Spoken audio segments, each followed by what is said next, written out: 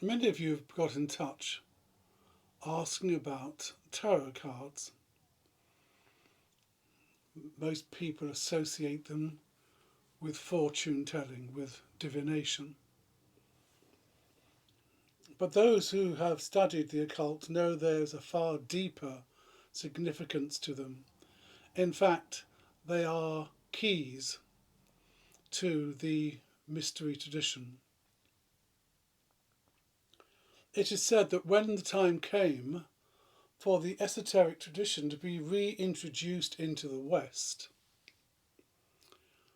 the great ones who oversaw that used a two-prong attack.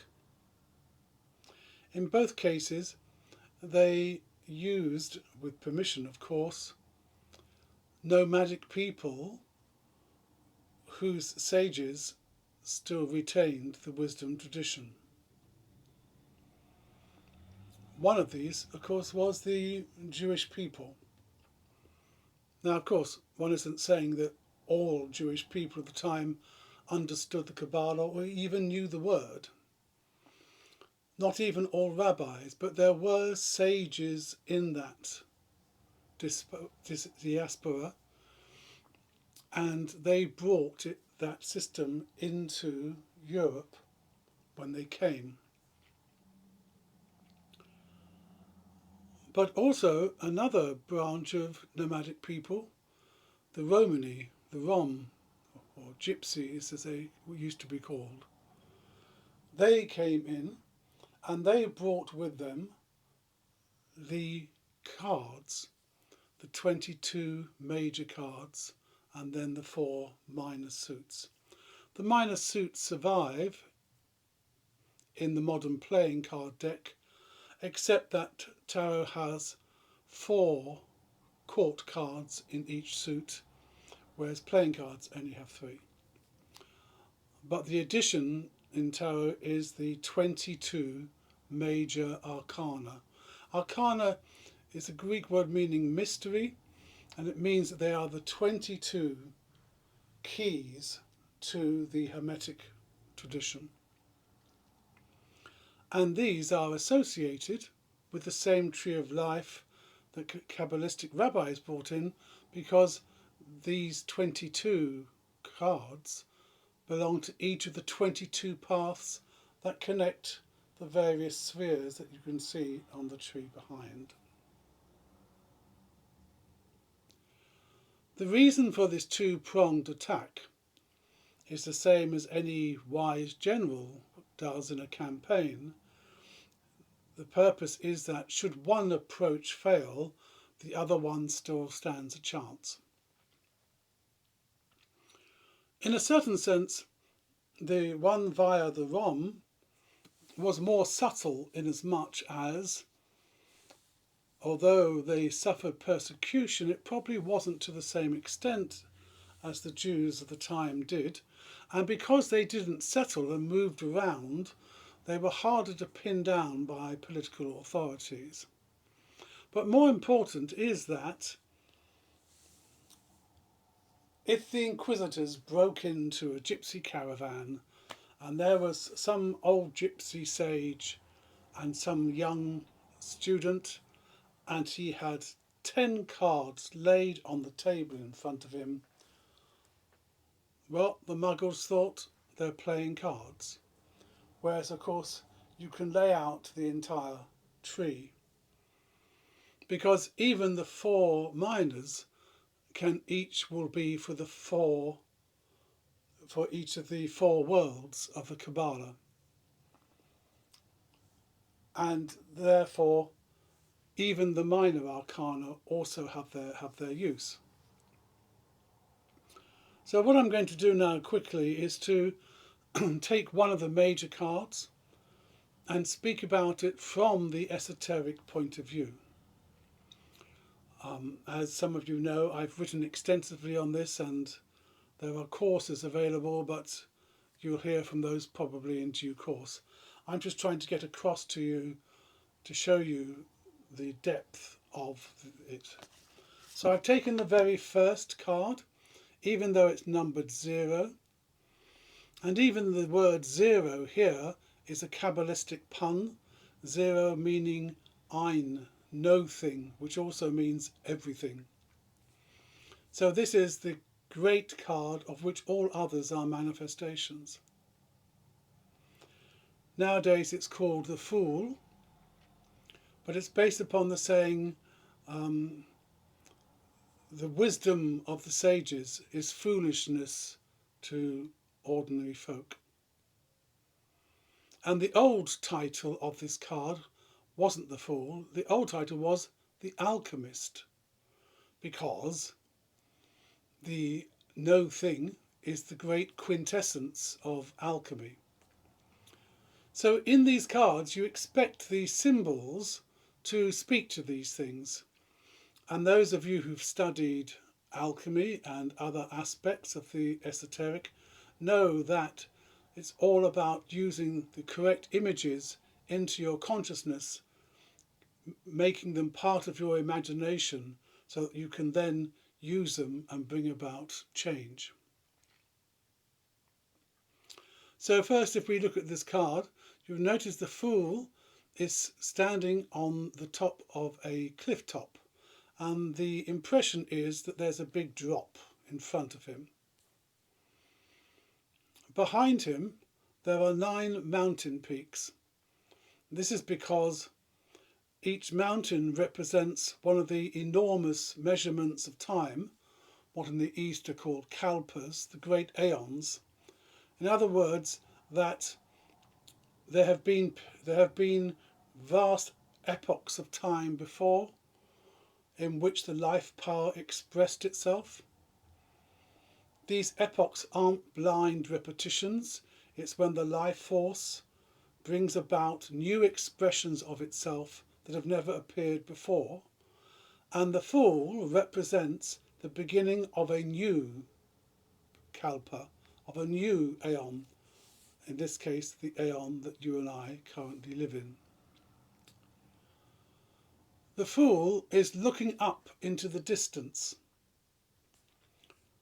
The impression is being given is that the Fool is looking up towards another peak that hasn't yet been attained, the one that he is travelling towards, to which the life wave is currently going. Behind the Fool, in the top corner, you can see a white sun. Those of you familiar with the Tree of Life know this white sun is Keter. It's in this position because to intimate it hasn't yet reached its zenith. If it reached its zenith, implicit in that, from a subconscious viewpoint, would be the idea of then sinking, of then going down towards sunset. Whereas the spiritual sun, Keter, the sun behind all physical suns, the sun behind all stars, is at its zenith, it never descends. So the Fool represents the embodiment, the primal human, Adam Kadmon, as it's sometimes called, represents the human collective engaged in this life journey of this universe and this cosmos towards a new, greater realization than has ever been had before. The dog following the Fool symbolizes the subconscious mind. The Fool itself represents the superconscious mind, not the subconscious mind, but the superconscious, the enlightened state. And the dog is the faithful subconscious. The Fool is wearing an elaborate jacket.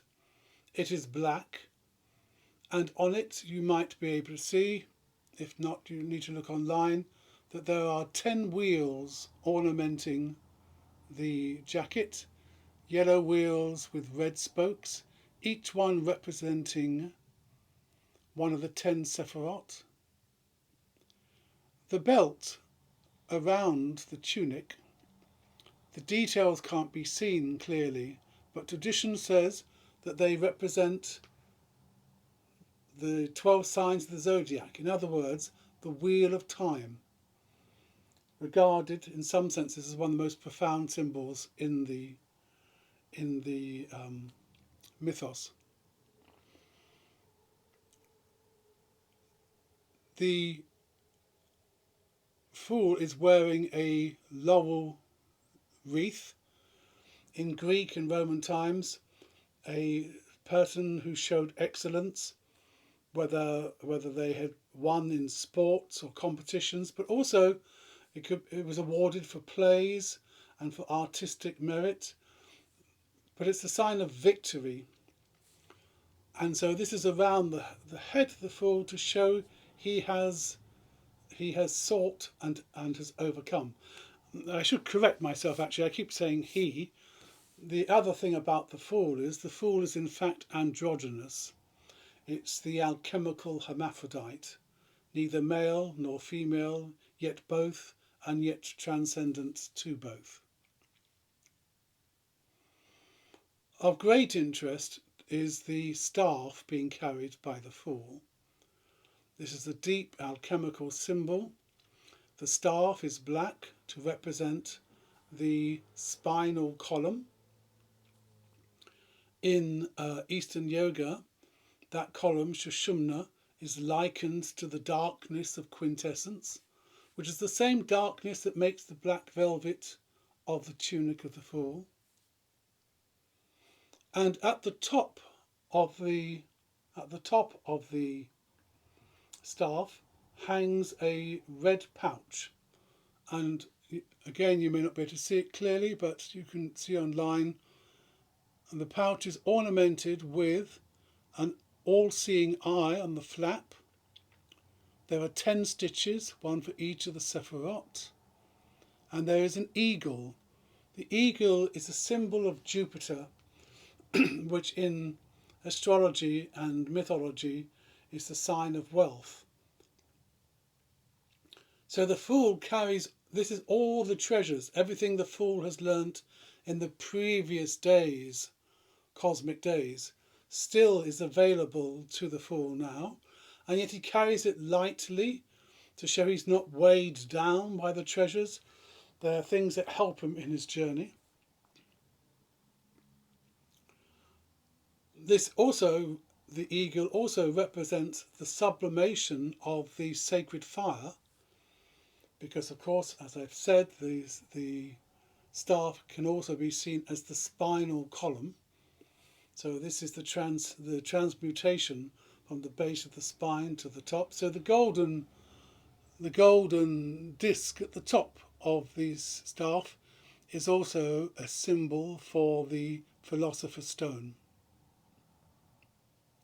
We can see also the fool is carrying a white rose. Now the red rose is well known in Western tradition. You'll have heard the term Rosicrucian, the rose cross, which is usually shown as a red rose. And that's the red rose of desire, meaning the correct use of desire to attain. But the white rose only occurs twice in tarot symbolism. Once here in the Fool, and the other one in the card of transformation, the 13th card.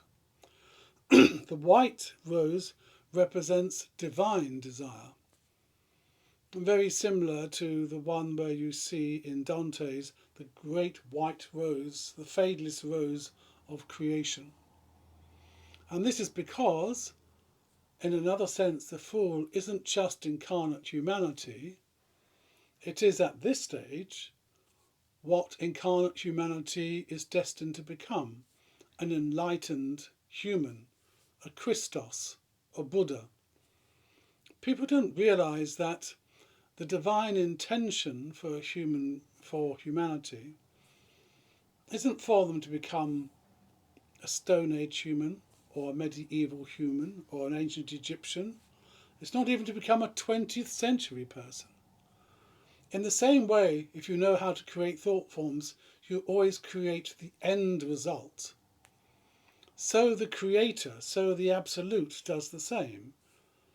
And so from the very beginning, the Absolute has intended, has willed humanity as what it intends it to be, whether you want to use the word a Buddha or a Christos.